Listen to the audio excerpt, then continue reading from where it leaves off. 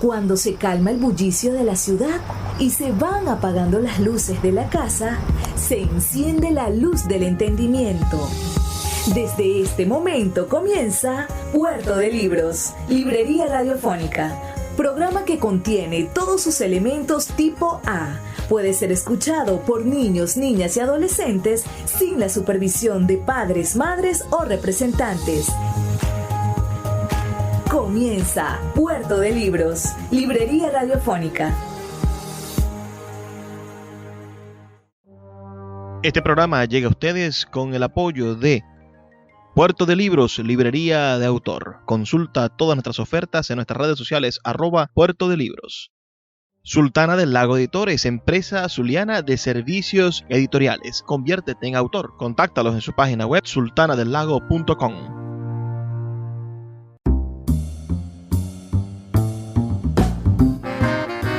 Bienvenidos a Puerto de Libros, Librería Radiofónica. Les habla Luis Peroso Cervantes, quien de lunes a viernes, de 9 a 10 de la noche, trae para ustedes este espacio a través de la Red Nacional de Emisoras Radio Fe y Alegría. 23 emisoras conectadas en todo el país para llegar a sus hogares con buenos libros, con alternativas para la lectura y algunas excusas para entrar en el mundo de la intelectualidad, ese mundo que pareciese arrebatado de ínfulas, pero realmente está lleno de dudas y de ganas de hacer las cosas mejor. La noche de hoy nos encontramos grabando este programa y transmitiéndolo para ustedes desde las instalaciones del CELAR. CELAR es el Centro de Estudios Latinoamericanos Rómulo Gallegos en la ciudad de Caracas. Hemos desarrollado una gira muy interesante para conocer, para tocar, para respirar junto a nuestros autores de Sultana del Lago Editores en la presentación de sus libros.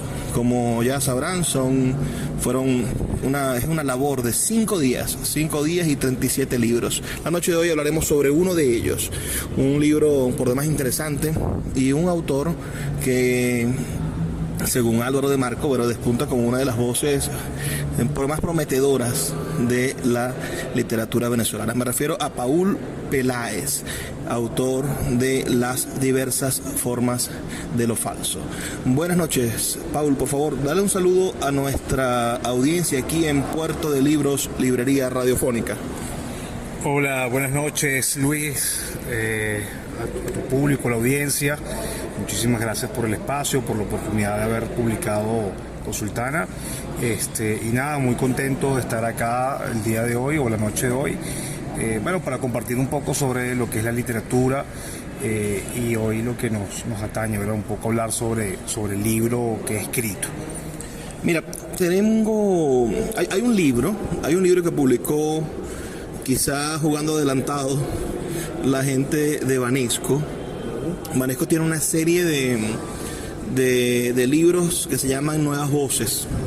El primero, si mal no recuerdo, era algo así como Las Nuevas Voces de la Música, y el segundo, curado por el escritor Antonio López Ortega, eran Las Nuevas Voces en las letras, en el mundo de las letras. Allí recogieron a una generación, lo que podríamos configurar como una generación. Esa es quizás la apuesta más alta de ese libro, porque López Ortega reunió a 34 escritores nacidos entre el año 1980 y el año 1989. 34 escritores, que es un número, altísimo. Ese número altísimo comparado con los otros libros, porque salió el de la pintura, salió después el de la fotografía, y eran 10 o 12 personas. Es decir, creo que el más difícil fue esa selección de 34 personas para representar a las nuevas voces de la literatura. Digo yo que jugaron adelantado en el sentido en el que decir o cerrar un cuadro, es decir, estas son las 34 voces de la nueva literatura nacidas en los 80, y encontrarnos que hoy en el 2022 Paul Peláez o Paul, como queramos decirle, publica su primer libro. Es una forma de darnos cuenta de que esas generaciones no están cerradas, es decir, de que además son son quizás erróneos esos conceptos etarios, porque si nos retrotraemos a conceptos generacionales, si nos vamos a la generación del 27 española, por allí está inscrito un tipo genial como Blas de Otero, que era un señor de 50 y tantos años cuando publicó su libro. Así es. Entonces, háblame un poco de tu llegada a la literatura en este momento. Tu libro sale en el 2022. Eres un autor de este mundo post-pandémico, post-apocalíptico. Pero háblanos de esto en relación también a que tus coetáneos ya tienen un recorrido. Bueno, yo soy del 89, nací en el 89 y he publicado 17 libros. Pero tú publicas el primero hoy. No, una cosa no resta lo otro, la cantidad de libros no hace que seas mejor escritor que otro. Con un solo libro puedes ser mejor escritor que cualquiera. Veamos a Juan Rulfo. Juan Rulfo, el mejor ejemplo. Háblame de eso, es decir, de tu llegada al mundo de la literatura en este momento, en el 2022. Sí, claro. Bueno, primero quiero aclararte que como tú, es lo que presiento, estoy en contra de las etiquetas, ¿no? Entonces, haber dicho que esa edición de Benesco obedece exclusivamente a la generación de los 80, efectivamente no lo es del todo así. Yo, digamos, siempre sentí la curiosidad por escribir cuentos particularmente.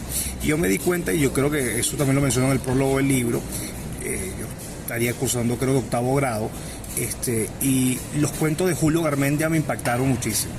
Y siempre desde entonces tuve esa curiosidad de intervenir en el arte de lo que es la escritura. Siempre también tuve una vena artística, probé durante mucho tiempo la música, soy músico, pero fíjate que es la literatura lo que a mí ahora me llama, me convoca, y a raíz, digamos, de este bagaje que uno ha tenido siendo venezolano estos últimos años, siempre hay algo que uno desea expresar de alguna manera. Mi llegada a la literatura obedece, por supuesto, a inquietudes personales. Como te mencionaba, yo estuve haciendo algunas dinámicas también, algunos talleres con otros escritores, incluso acá mismo cerca de donde estamos, lo que es el Instituto ICREA, etcétera. Y quise en algún momento plantearme el desafío de escribir un libro. La seriedad con que tomé eso fue siempre digamos, o sea, muy serio. En el momento en que yo empecé a leer a los grandes escritores me di cuenta que había algo más allí, algo más que había una propuesta no solamente en términos artísticos, de formas y tal, sino había una propuesta también de estilo de vida. Entonces, al final de cuentas, uno cuando termina escribiendo, termina expresándose a través del arte, terminas retratándote a ti mismo, ¿no? Sin querer hacerlo, quizás a veces no de manera consciente, pero terminas haciéndolo. Entonces, había una inquietud en mí que por la música no pude colmar, y que gracias a la literatura he logrado ocupar ese espacio.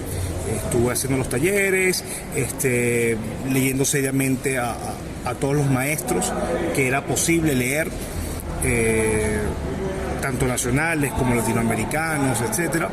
Y nada, me dije a mí mismo, es el momento, la vida es una sola, y no importa el momento en que tú publiques, la idea es vivir el sueño, ¿no? Vivir el sueño de ser escritor, que también podría convertirse en la pesadilla de ser escritor.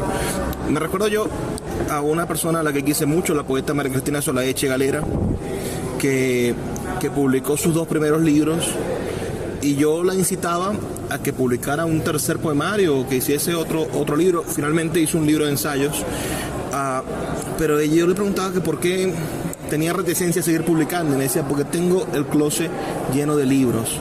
Tengo 400 libros de uno y tengo 600 libros del otro, porque sacó 1000 ejemplares de cada uno. Vino un editor y le sacó los libros, y dice, y me siento, bueno, al verlos me deprimo porque siento que no los están leyendo, que ya no sé a quién regalarle un libro. Entonces, ese sueño dulce de querer ser escritor, en el medio de tantas dificultades quizá también pueda convertirse en una especie de pesadilla. Pero no hablemos de lo malo ahorita, hablemos más bien de cómo construir nosotros esa realidad. Y para construir esa realidad debemos de intentar pensar en dónde estamos parados.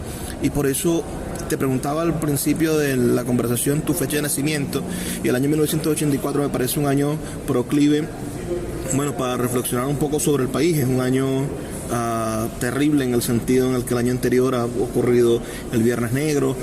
Tu infancia es más o menos el correlato de la mía, es decir, los años 90, que es un año, una época de crisis. Nos agarra una mayoría electoral que elige a Hugo Chávez sin que nosotros podamos ni siquiera votar, porque no tenemos la edad o el raciocinio para hacerlo. Entonces, háblame un poco de ese país que te configura. ¿Cuál es tu primer recuerdo de ser venezolano? Sí, bueno, es muy curioso porque tú sabes que yo soy hijo de extranjero, ¿okay? Mi papá es ecuatoriano y yo de muchacho nunca me sentí tan venezolano como yo percibía que el resto lo era. Es decir, a mí me gustaba, por ejemplo, el fútbol, al resto le gustaba el béisbol. Entonces ya desde ahí había una ruptura de mi persona con los muchachos de mi entorno. Por supuesto, a ver, uno es muchacho, uno siempre, tú sabes que hay una necesidad de aceptación en estos primeros años de vida, te lleva pues a experimentar, a conocer, a relacionarte, pero nunca en mi niñez fui tan digamos, apegado a esa idea de nacionalismo. Sin embargo, yo recuerdo claramente eventos históricos importantes en Caracas, como el Caracazo, lo recuerdo muy claramente, muy vívido, y recuerdo los golpes del 92.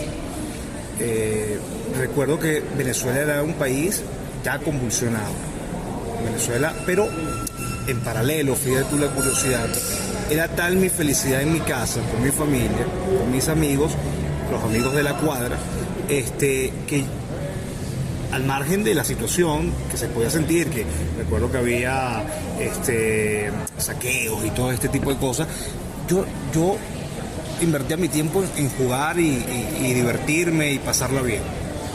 Hay un escritor, ahorita no recuerdo, que decía que cuando niño no tenemos disposición de sufrir, no podemos sentir la pobreza, por ejemplo, no la sentimos. Si nos toca jugar con un charco, somos felices jugando con un charco. Después, bueno, cuando crecemos, la conciencia de clase quizá no castiga. Vamos a hacer una pausa, son solamente 2 minutos para escuchar los mensajes de Radio Fe y Alegría, y ya volvemos con más de este programa con Paul Peláez, autor de Las diversas formas de lo falso, un nuevo libro de Sultana del Lago Editores, un título que ustedes deberían leer, es un título de microficción o de relatos breves también. Tiene relatos hiperbreves y tiene relatos breves, y creo que va a ser sin duda una de esas piezas que se suman a la historia de nuestra literatura. Ya volvemos.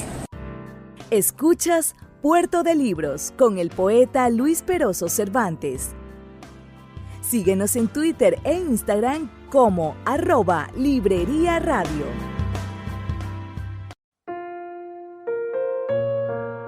Puerto de Libros, librería de autor, es la librería que estás buscando. El espacio donde todos los lectores se sienten en un puerto seguro, en un lugar donde encontrar lo que siempre han querido leer, donde los libreros de verdad han leído libros y sobre todo donde tendremos la oportunidad de conseguir esa lectura que espera por ti.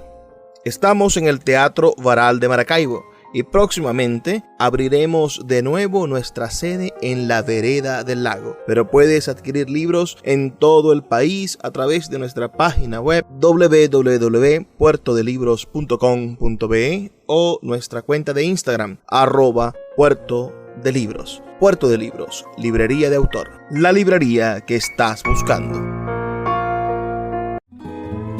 El poeta Luis Peroso Cervantes le acompaña en Puerto de Libros, librería radiofónica, por Radio Fe y Alegría, con todas las voces. Seguimos en Puerto de Libros, librería radiofónica, esta noche con el gran Raúl Peláez. Bienvenido.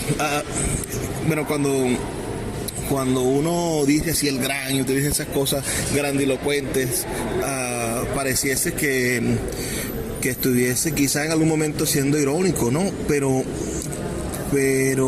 hay que construir los mitos. A mí me encanta una cosa de la literatura, y es como a veces los lectores vamos deshumanizando y convertimos como en dioses a nuestros autores, ¿no? Es decir, pensar en Bukowski, ahorita tenía en la mano El borracho de Bukowski, es un libro espectacular, la película lo hace mítico. Bukowski es un tipo mítico, pero debió haber sido un borracho insoportable, es decir, como todos los borrachos. Y uno lo idealiza al nivel de querer compartir con él copas, esos deseos sin duda, que pareciese que lo librasen de pecados. Hablando de librar de pecados, vamos a hablar de los pecados capitales de nuestra literatura. Hablemos de ese género en el cual tú te inicias, en la narración breve.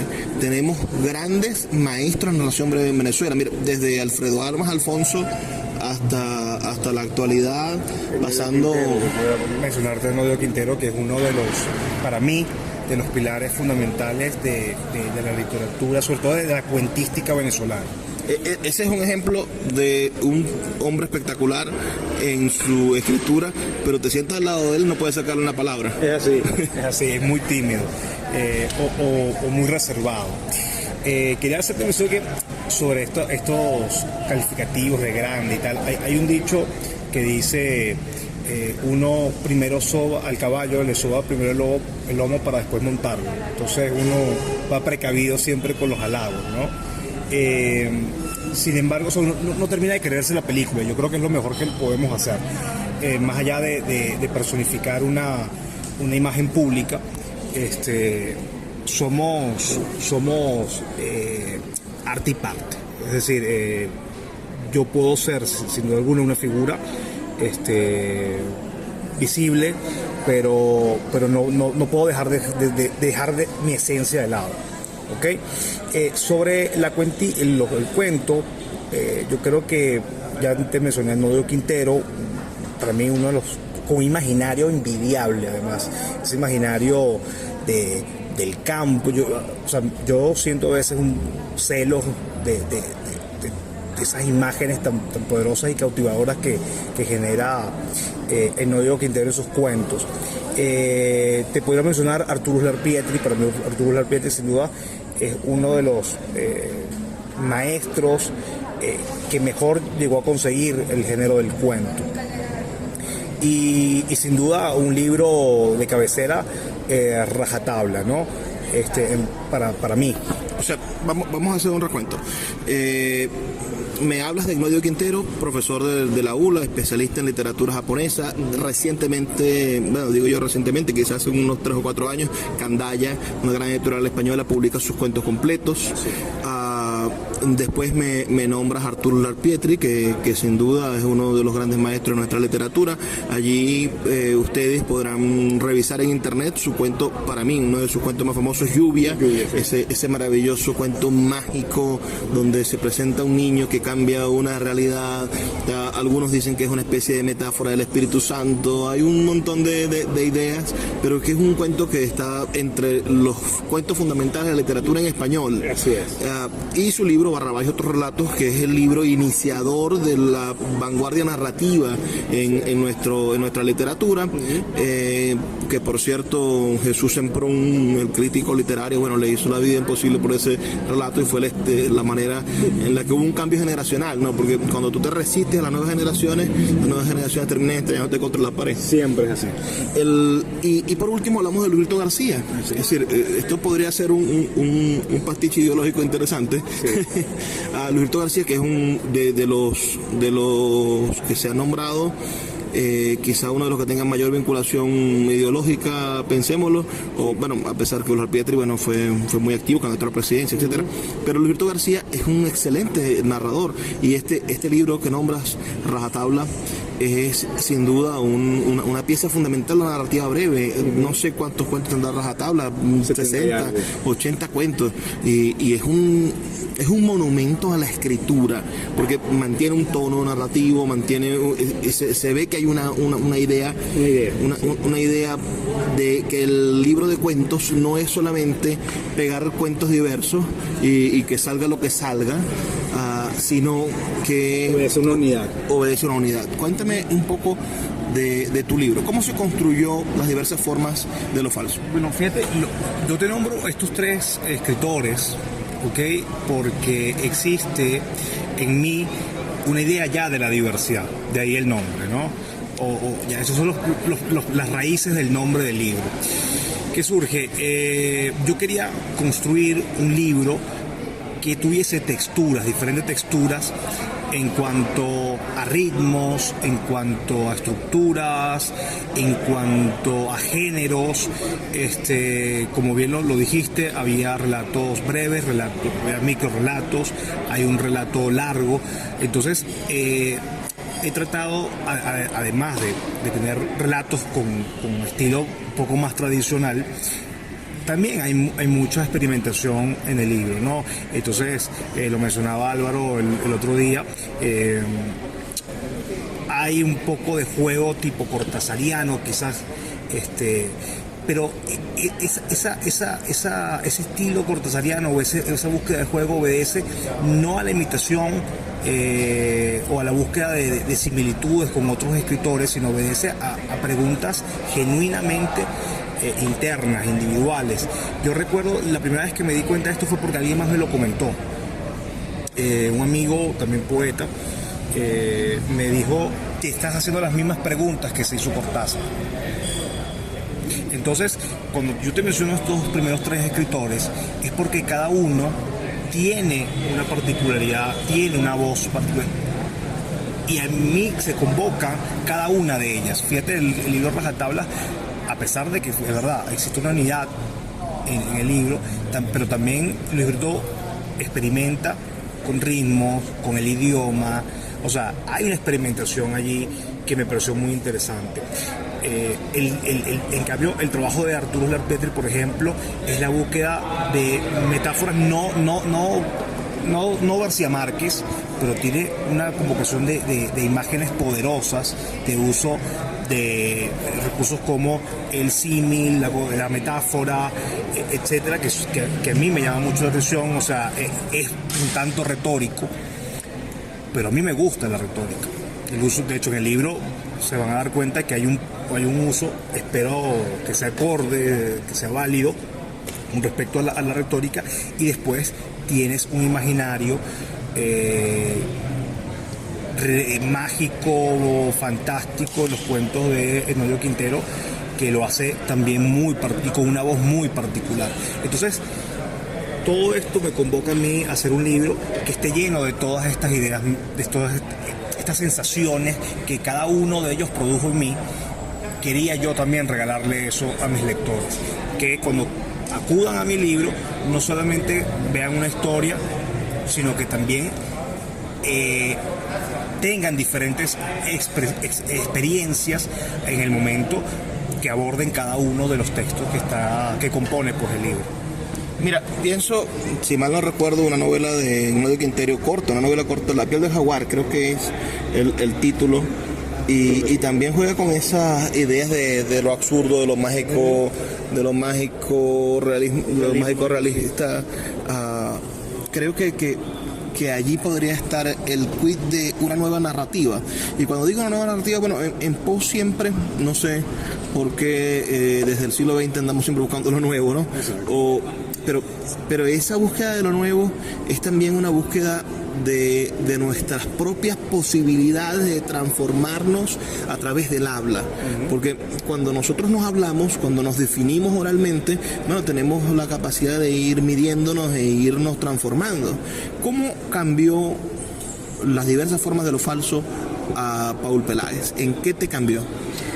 Bueno, lo primero que me cambió es en aceptar la diversidad, es decir, ya no soy una persona cerradas en una idea. Es decir, doy cabida a otras posibilidades, a otras formas. Entonces el libro creo que es una expresión, por eso te comentaba, es una expresión realmente genuina de mi personalidad, pero era algo inconsciente. Entonces el libro lo que logra o me lleva a darme cuenta de esas inquietudes que están allí en el subconsciente, reposando, que no se expresan de manera claras al principio, son más bien ideas que reposan en lo onírico. Entonces, pero que el libro tiene una suerte de despertar, ¿no? De darme cuenta cuáles son mis propios latidos. Y yo creo que eso es uno de las gracias que tiene la literatura para sus escritores. Yo creo que cada escritor halló su propia realidad, su propio mundo, su propia persona en el momento en que se vio en el espejo de su propio libro. Hablo, por ejemplo, Borges. Por mucho tiempo se acusó a Borges de ser un escritor insensible, un escritor intelectual de solo ideas, pero yo creo que Borges construyó una literatura basada en su amor a los libros, en su amor a las historias, en su amor a la cultura, en su amor a todo ese conocimiento aparentemente inútil y que transforma en algo tan maravilloso, ¿no? Bueno, ya que nombras espejos, siempre me acuerdo de esa cosa de Borges, ¿no? De la cópula y los espejos son abominables porque reproducen al hombre. Vamos a hacer una pausa, son solamente 2 minutos para escuchar los mensajes de Radio Fe y Alegría. Recuerden que pueden ustedes escribirnos sus opiniones al 0424-672-3597, 0424-672-3597. Quédense en la sintonía de nosotros porque en el próximo segmento vamos a dar algunas tips para que usted pueda leer gratuitamente algunos relatos de este libro, Las diversas formas de lo falso, de Paul Peláez. Ya volvemos. Escuchas Puerto de Libros con el poeta Luis Peroso Cervantes. Síguenos en Twitter e Instagram como @Librería Radio. El poeta Luis Peroso Cervantes le acompaña en Puerto de Libros, Librería Radiofónica, por Radio Fe y Alegría, con todas las voces. Seguimos en Puerto de Libros, Librería Radiofónica, este espacio que hacemos con tantísimo cariño para todos ustedes de lunes a viernes por esta red nacional de emisoras Radio Fe y Alegría. Esta noche les estoy transmitiendo desde este espacio maravilloso, la casa de Rómulo Gallegos. Y pareciese que empezáramos nosotros entonces a construir las matrioscas, ¿no? Una dentro de otra, porque estamos hablando de un nuevo libro de narrativa en la casa del padre fundador de la narrativa contemporánea, de la novelística nacionalista. ¿Qué tiene de venezolano tu literatura? Yo creo que de venezolano tiene las vivencias. Es decir, yo trato, en medida de lo posible,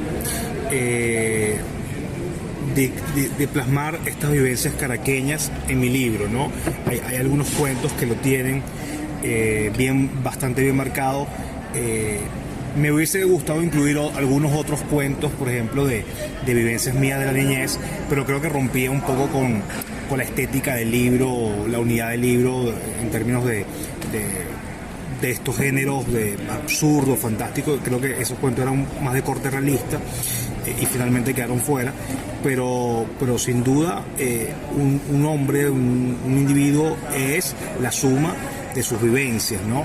Entonces, para nada está excluida la venezolanidad y sobre todo el hecho de ser caraqueño, que es lo que a mí me forma, me llena, es lo que soy, no puedo ser otra cosa. O sea, espero que en futuro no ser acusado, como fue acusado Borges, el escritor menos argentino de todo, después de haber escrito Fervor de Buenos Aires. No, pero ¿qué puede haber más argentino que Funes el Memorioso, ¿no? El Memorioso. ¿Qué cosas es el mundo de la literatura y de la crítica? Vamos a tocarte en ese aspecto. ¿Cómo crees tú que está la salud de la literatura venezolana? Mira, honestamente no la percibo. Creo, lo poco que percibo, sé que hay escritores, sobre todo hay muchos poetas. Me gusta mucho el tema de que haya una expresión poética nueva. Creo que lo que hemos vivido recientemente convoca a que nuestra generación tenga un vehículo por el cual logre conseguir la expresión de todas las quejas que tenemos. Tenemos un país que efectivamente tiene el exilio como tema importante, tenemos una generación en donde hemos vivido... Y el incilio también, ¿no? A eso voy, también el incilio, sí, pero y también lo que a mí me pasa, por ejemplo, muy personalmente, es que yo siento que Caracas se me derrumbó ante los ojos. O sea, he sido testigo, el que se queda es testigo de lo que tú comentabas al principio, el apocalipsis. Hemos sido testigos del apocalipsis. Y ahora no nos queda otra cosa sino dejar cierto testimonio al respecto. Es decir, el arte, no solamente como medio de expresión para buscar una salida a toda esta desesperación que hemos vivido, sino también el arte como una herramienta histórica incluso, como testimonio de lo que hemos vivido. Entonces, yo creo que en este momento lo percibo en las redes sociales. Ahora hay muchos blogs, hay iniciativas como Sultana del Lago que agradezco nuevamente y que se proponen seriamente en darle oportunidad a estas voces. Yo creo que la literatura venezolana está en un momento bastante interesante en términos de producción literaria, y espero que también sea la oportunidad para leernos a nosotros mismos, ¿no? Siempre se habla de escritores foráneos y a veces quedamos un poco relegados en nuestro propio escenario, que es ¿no? Pero hay un montón de lectores. Yo soy de los que piensan que cada vez se lee más. Hay un montón de lectores y hay un punto en el cual pareciese que nuestros autores no conectan con esas personas. Es decir, ¿cómo haces tú para que un joven que imbuido en la mercadotecnia, se haya convertido en un lector gracias a J.K. Rowling o a Stephen Myers o a cualquiera de estos que escriben las 50 sombras de Grey, etcétera, etcétera, etcétera? ¿Cómo haces tú para que esa gente después vaya a leer Los pequeños seres de Garmendia, o para que se encuentren con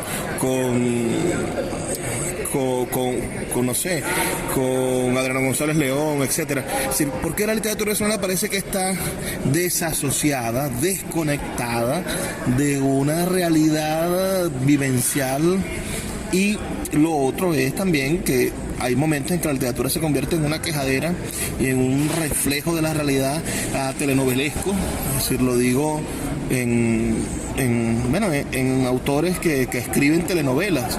Si uno revisa un poco quizá la literatura de Feos de Santella o un poco más atrás la de Barratisca, ¿no? Bueno, hay un momento en el que la literatura quiere ser una herramienta de crónica de la realidad y quizá esa propia crónica de la realidad va alejando a la gente de las cosas.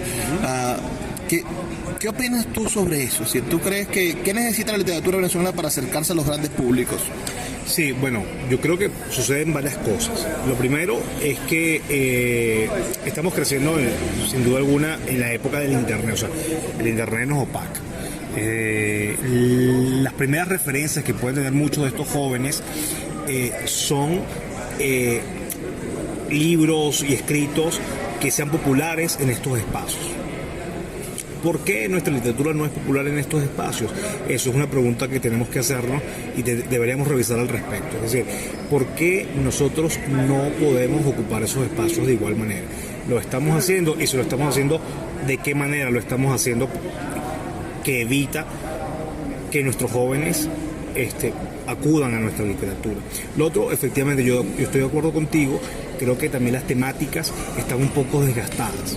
Es decir, no podemos siempre hablar de la realidad venezolana, no podemos tener otro, perdona por nombrar un libro, lo voy a hacer, otro Juan Planchar, no podemos seguir en este tipo de literatura.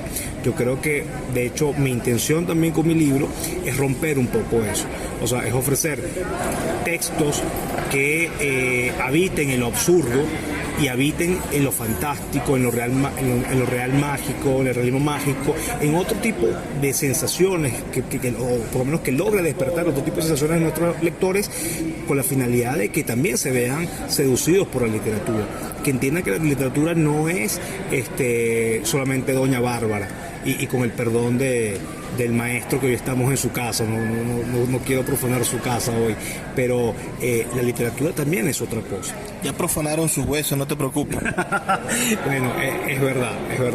Bueno, la literatura venezolana es eso y muchas otras cosas. ¿Qué voces de la literatura venezolana contemporánea podrías recomendar?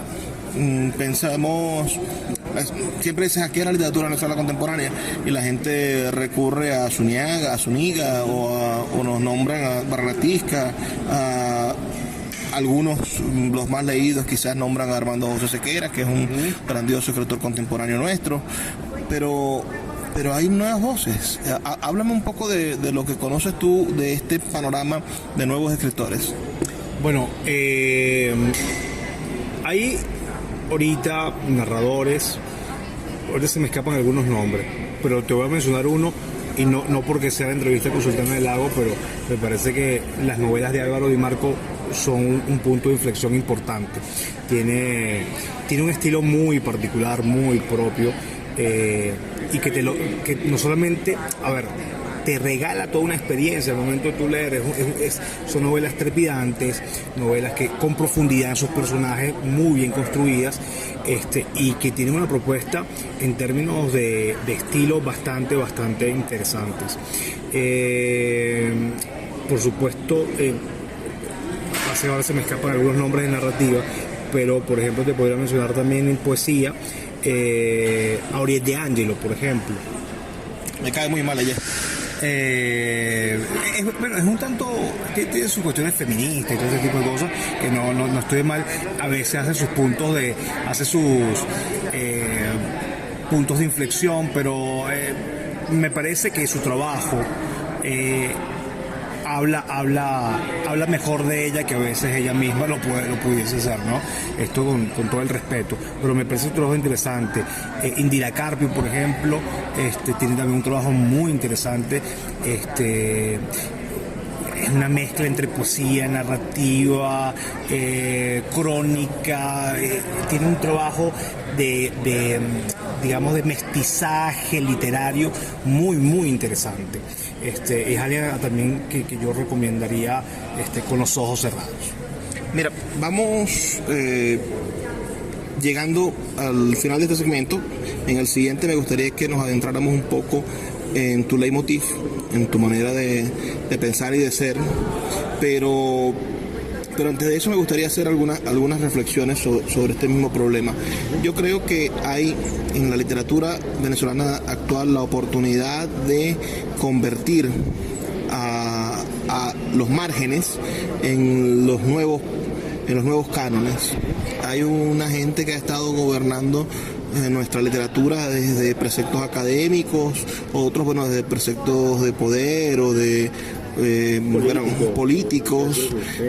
Hay personas que lo han hecho desde las bondades de la burguesía, pero creo que es el momento de darle la vuelta a esa tortilla y encontrar las voces de los autores por fin, o retomar las voces de nuestros autores por su calidad literaria, por su diálogo con lo que somos y con lo que vamos a hacer en un futuro, porque también es un asunto de apostar a lo venezolano o a lo que somos como literatura y como gente,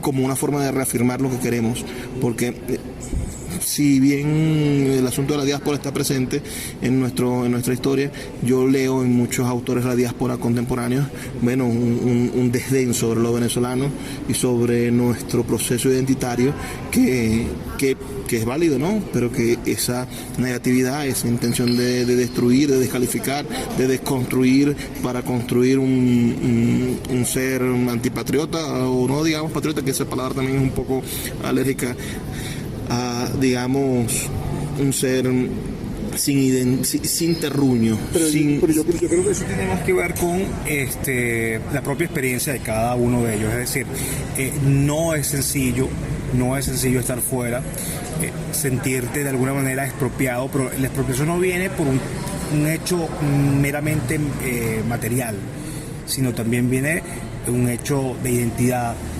de sentimientos, de vivencias. Entonces, yo como hijo de extranjero te puedo dar testimonio de que para alguien fuera de su país no es sencillo reconciliarse con eso que en algún momento fue causa de dolor. Vamos a hacer una pausa, 2 minutos, ya volvemos con más de Puerto de Libros, Librería Radiofónica. Síguenos en @Librería Radio. Sultana del Lago Editores es una empresa zuliana de servicios editoriales. Nuestro catálogo tiene más de 100 títulos de autores nacionales e internacionales. Además, somos la única editorial que presta servicios de impresión bajo demanda en Maracaibo.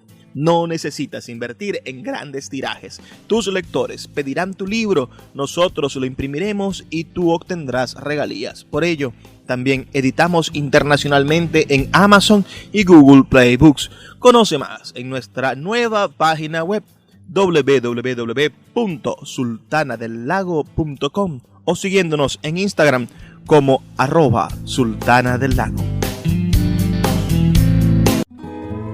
El poeta Luis Peroso Cervantes le acompaña en Puerto de Libros, Librería Radiofónica, por Radio Fe y Alegría, con todas las voces.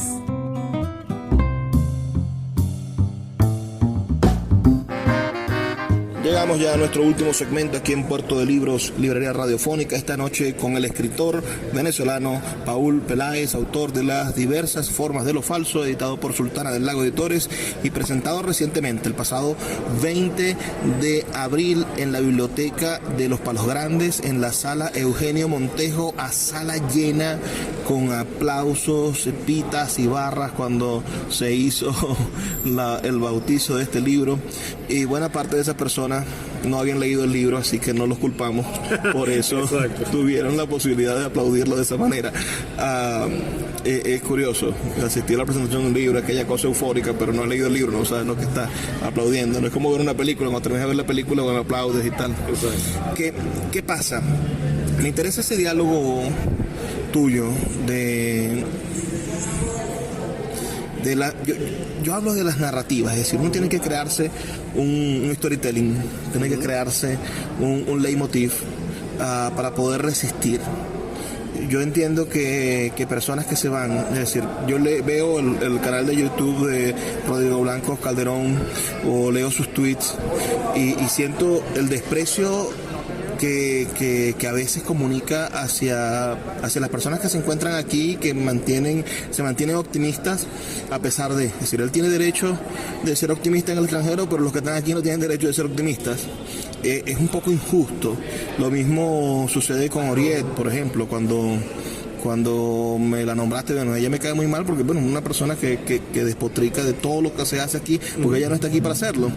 Estamos en presencia de personas que han creado su leitmotiv, que han creado su storytelling, su manera de justificar sus decisiones de alejarse del país y de no intentar apartarse intelectualmente o psicológicamente de las cosas que podrían afectarle por la distancia. Pero creo que nosotros también tenemos derechos, Paul, de crear nuestro propio leitmotiv, de crear nuestra narrativa, nuestro storytelling, para quedarnos aquí, para seguir apostando por el país. Tú vives en Caracas, en esta Caracas que se te cae, pero trabajas en ella, recorres el país, tienes clientes en todos lados, mantienes una visión de un país que hace 4 años era diferente al de hoy hay negocios que abren, hay personas que están cambiando su forma de pensar sobre la nación.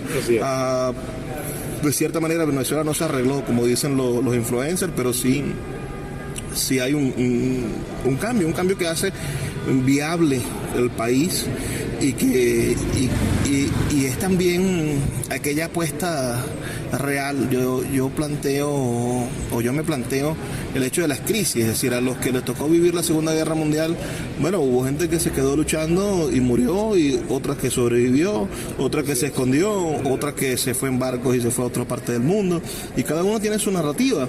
Nosotros tenemos derecho a crear nuestra propia narrativa que justifique el sacrificio personal que hacemos por el país, así como ellos hacen su sacrificio personal y se retiran o aportan a las personas que viven aquí. Háblame de tu sacrificio personal, háblame de tu relación con la realidad venezolana. Bueno, en principio quisiera aclarar o mencionar, yo también gozo de otra nacionalidad, mi esposa también goza de otra nacionalidad europea. Hemos tenido la oportunidad de irnos y nuestra decisión siempre fue quedarnos. O sea, a pesar de tener facilidades, tener papeles, tener dónde llegar, o sea, comparativamente quizás con otras personas, para nosotros hubiese sido mucho más sencillo decir, vámonos. Y no lo hicimos. Y no lo hicimos en el peor momento, porque siempre hemos creído que la lucha no se da huyendo. La lucha siempre se da allí, de frente. Yo no culpo a la gente que se ha ido, ojo. Tengo familiares que están fuera del país. Mi hermana acaba de dar a luz ahorita en Ecuador, ya tiene 3 o 4 años allá, y yo celebro la vida de cada quien, solo que mi decisión ha sido pues permanecer en el país, y ahora en este momento creo que estamos contribuyendo activamente en esa reconstrucción, o al menos ese deseo de reconstruir el país desde lo cultural, desde el arte, desde la literatura. Todos estos espacios que se han generado gracias a gente como ustedes, como Álvaro Di Marco, son espacios que nos hemos ganado con mucho dolor, porque vivimos, por supuesto, años de, como tú lo sabes y lo deben saber todos nuestros oyentes, años donde efectivamente yo veía gente comiendo literalmente de la basura. No fue mi caso, pero también estuvimos mal. No, gente que comía una vez al día, sí. O gente que solamente tenía arroz, por ejemplo, y arroz a las 11 y arroz a las 6 de la tarde. Yo vi una familia, no eran señores, no era gente que vivía en la calle, eran señores bien vestidos, madre, padre y 2 hijos, escarbando la basura del edificio donde yo vivo. O sea, eso yo lo vi, eso ellos me lo cuentan, eso yo no lo estoy inventando. Por más catastrófico que yo hubiese querido pintar un cuento, no se me hubiese ocurrido tal cosa. Es decir, esto lo hemos vivido, y este dolor nos ha servido a nosotros, estos momentos de mucho premio, nos sirvieron a nosotros, o por lo menos a mí particularmente, para generar otras vías. Es decir, yo creo que el arte es una vía no de escape, sino es un espacio en donde nosotros nos encontramos con nuestra verdadera esencia, nuestra fuerza, nuestra verdadera forma de ser, nuestra verdadera forma de pensar y nuestro verdadero sentir, y con ello tenemos la intención de permanecer aquí en Venezuela y seguir construyendo lo que estamos haciendo. O sea, yo no puedo dar siempre por sentado, yo no voy a ser como otros que dicen yo no me iré y me terminaré yendo, no doy la apuesta, pero hasta ahora, en este momento, mis planes no están buscar destino afuera. Yo creo en Venezuela. De hecho, comentaba hace poco a unas personas que querían abrir talleres. Yo decía, sí, podemos hacer talleres, o sea, puedo incluso contribuir con talleres gratuitos, yo no tengo ningún tipo de problema, los puedo hacer los fines de semana. Es decir, o sea, mi intención desde la literatura no solamente es dar literatura per se, sino también es, bueno, cultivar ese sentimiento y ese amor a la literatura en otros, sin ningún tipo de interés. Mira, vamos a hacer algo bonito. Aquellas personas que estén escuchándonos y quieran leer las diversas formas de lo falso de Paul Peláez pueden enviarnos un mensaje de texto diciéndonos de qué parte del país nos escuchan al 0424-672-3597, 0424-672-3597, y yo les estaré respondiendo con un link para que ustedes rediman un ejemplar digital en Google Books. ¿Qué son Google Books? Bueno, es la plataforma de visualización de libros digitales que tiene cualquier sistema Android. Así que si usted tiene un teléfono Android va a poder leer este libro. También lo va a poder hacer desde su cuenta Gmail. Entonces, les puedo enviar ese regalito a las 10 primeras personas que nos envíen un mensaje de texto al 0424-672-3597 diciéndonos de qué parte del país nos escuchan. Estamos, como les digo, con Paul Peláez. Paul, para finalizar, háblanos un poco de lo que estás escribiendo ahora. Es decir, ¿cuáles son los proyectos de este escritor que, como dice Álvaro, es una promesa? Es decir, te metiste ya en camisa 11 varas, estás en la promesa, ser una promesa de la literatura venezolana. ¿Cómo cumplir esa promesa? ¿Qué estás escribiendo? Bueno, en este momento había empezado con un libro de poesía. Sin embargo, creo que esos versos piden de alguna manera ser incluidos dentro de una historia. Es decir, creo que ya se perfiló, ya se perfiló a hacer una novela. Estamos trabajando en una novela. Espero tenerla lista a finales de año. Y bueno, no sé si quieres adelanto, pero es la historia de 3 amigos caraqueños y su transitar durante los últimos años en Venezuela, pero va a tener muchos tintes absurdos, fantásticos, encuentros del tercer tipo, algo un poco más entretenido. Claro. Y entonces sigues prometiendo, porque vamos a ir, ya tenemos el libro de cuentos, pasamos a la poesía que está por allí latente y ahora la novela. Seguimos entonces, vamos a poder conocer diferentes facetas del oficio de escritor de Paul Peláez. Es sin duda una experiencia particular. Ahora, si alguien de 20 años, de 19, de 18 o menos quizás, nos está escuchando y tiene deseos de escribir, tiene inclinaciones, dudas, le gusta leer, ¿qué consejo le podría dar Paul Peláez a ese joven? Que escriba tanto como pueda, tanto como quiera, tanto como le nazca, y eso en algún momento va a empezar a rendir frutos. Yo creo que el inicio es lo más difícil. La gente se pregunta a veces, no sé sobre qué escribir, y se puede escribir, como decía Cortázar, sobre una piedra, acerca de una piedra. Entonces, cualquier motivo, cualquier inspiración es válida para escribir. Puedes escribir sobre ti mismo, puedes escribir sobre lo que ves, sobre lo que oyes, sobre lo que percibes de la realidad, de ti mismo.